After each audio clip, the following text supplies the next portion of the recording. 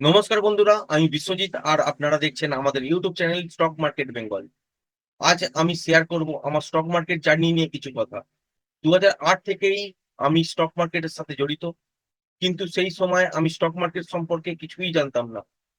এখন stock market সম্পর্কিত আলোচনা প্রায় সব ঘরেই হয়। কিন্তু একটা সময় ছিল যখন স্টক মার্কেট নিয়ে আলোচনা তো দূরের কথা, অনেকে স্টক মার্কেটের নামই জানতেন না। আজকাল সবারই প্রায় অনলাইন ট্রেডিং অ্যাকাউন্ট আছে।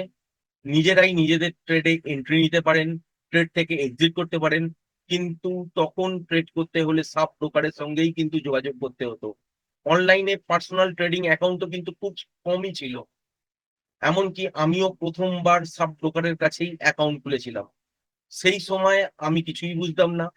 কিভাবে বাই করতে হয়, কিভাবে সেল করতে হয় সেটাই জানতাম না। তাই 25,000 এর চেকের মাধ্যমে ওই সাব ব্রোকারের কাছে ট্রেডিং অ্যাকাউন্ট ওপেন করেছিলাম। যেহেতু কিছুই জানতাম না, আমার ট্রেড তারাই তাদের ইচ্ছা মতন করত। মাসখানেক যাওয়ার পর একদিন বুঝতে পারলাম অ্যাকাউন্ট পুরো খালি, মাত্র ৳৭০০ পড়ে আছে। তারা তাদের লাভের জন্যই, ব্রোকারেজ তোলার জন্যই ট্রেড করে গেছে, অ্যাকাউন্ট পুরোই কিন্তু খালি হয়ে গেছে।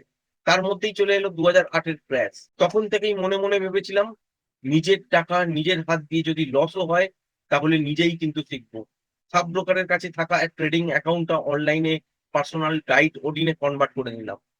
সেখান থেকেই শুরু আমার পথ চলা শেয়ার মার্কেটে। আজকের দিনে আপনারা যেসব চার্ট ফ্রিতে দেখেন, ট্রেডিং ভিউ বলুন, যেকোনো ব্রোকার সাইটেরই চার্ট বলুন, সেই চার্টগুলো কিন্তু আমাদের পয়সা দিয়ে কিনতে হতো। মেটা স্টকের নাম সকলেই শুনেছেন নিশ্চয়ই। মার্কেট বন্ধ হবার পর সন্ধ্যে ৬টা নাগাদ আপডেট নিতে হতো। কিন্তু তখন টেকনিক্যাল বিশেষ কিছুই জানতাম না। কখনো টিভির নিউজ দেখে কিনে ফেলতাম, কখনো লোকের কথায়। কিন্তু দিনের শেষে শুধুই লসই হতো। বহুবার স্টক মার্কেট আমাকে ছুঁড়ে ফেলে দিয়েছে। অ্যাকাউন্ট জিরো হয়ে যাওয়ার কারণে। মার্কেট থেকে বারে, বারে বিদায় নিতে হয়েছে। তবুও আমি মার্কেট কিন্তু ছাড়িনি। সেই সময় আমি একটা ছোট ব্যবসা করতাম। আবারও টাকা পয়সা জোগাড় করে মার্কেটে ইনভেস্ট করা শুরু করি। এখন অনেক মাধ্যম আছে যেখান থেকে আপনি শিখতে পারবেন। কিন্তু সেই সময় প্রপার গাইড করারও কেউ ছিল না। এইরকম ভাবেই চলতে থাকে ২০০৮ থেকে ২০১৪ পর্যন্ত। কখনো প্রফিট, কখনো লস।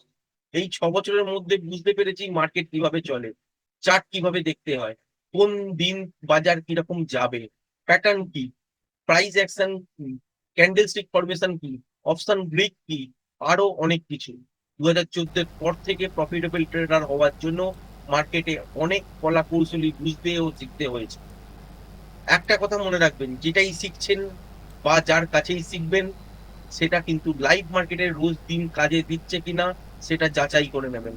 যেটা শিখছেন বা শিখেছেন সেটা যদি কেউ লাইভ মার্কেটের রোজ দিন প্রমাণ দিতে পারে তাহলেই জানবেন আপনি সঠিক পথে আছেন। আর যেটা শিখেছেন বা শিখছেন রোজ দিন লাইভ মার্কেটের মধ্যে প্রমাণ যদি পাওয়া না যায় তাহলে জানবেন ভুল পথেই আছেন। যে টেকনিকটাই শিখছেন সেটা লাইভ মার্কেটে এপ্লাই করতে পারছেন কিনা সেটা যাচাই করে নেবেন। তা না হলে স্টক মার্কেট সম্পর্কিত এমন বিশেষ কিছু শিখতে হবে যা আপনার লাইভ মার্কেটে রোজ দিন ট্রেড খুঁজে দিতে সাহায্য করবে। তবেই জানবেন টেকনিক্যাল শেখা আপনার কমপ্লিট হলো। এরপর শুধুই প্র্যাকটিস করতে হবে।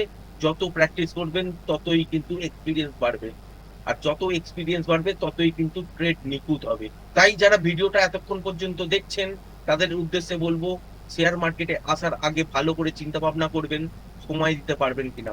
যদি সময় দিতে না পারেন তাহলে কিছু ভালো স্টকে কিছুটা পতন দেখার পর ইনভেস্ট করতে পারেন। যেমন উদাহরণস্বরূপ যদি বলেন সেক্ষেত্রে Reliance, tata, FMCG sector, IT sector, bank sector এইগুলোকে কিন্তু আপনারা দেখতে পারেন। এর জন্য কিন্তু টেকনিক্যাল লাগে না। ভালো কোনো কোম্পানির শেয়ার যদি আপনি কেনেন, আজ না কাল আপনার কিন্তু প্রফিট দেবেই। তার মানে এই নয় যে পেনি স্টক ৳২ ৳৪ কিনলেন, কোনদিন হয়তো কোম্পানিটা উঠে গেল আর নয়তো কোনদিন আপনাকে বড়লোক করে দিল। এইরকম গেস করে কিন্তু কিনতে যাবেন না। যতক্ষণ না ফান্ডামেন্টাল বুঝছেন ততক্ষণ পর্যন্ত এইসব পেনি স্টকের মধ্যে ঢোকা উচিত নয়। আর যতক্ষণ টেকনিক্যাল না শিখছেন ততক্ষণ পর্যন্ত কিন্তু ভালো প্রফিটও কিন্তু আপনারা করতে পারবেন না। আর যদি শিখতে ইচ্ছুক থাকেন প্রতিদিন চ্যানেলটাকে দেখার চেষ্টা করবেন, বোঝার চেষ্টা করবেন কি বলার চেষ্টা করছি, তাহলে কিন্তু অনেক কিছু জিনিসই ক্লিয়ার হয়ে যাবে। আশা করি ভিডিওটা পছন্দ হয়েছে। ভিডিওটা যদি পছন্দ হয়ে থাকে চ্যানেলটাকে লাইক, শেয়ার, সাবস্ক্রাইব অবশ্যই করবেন। ধন্যবাদ।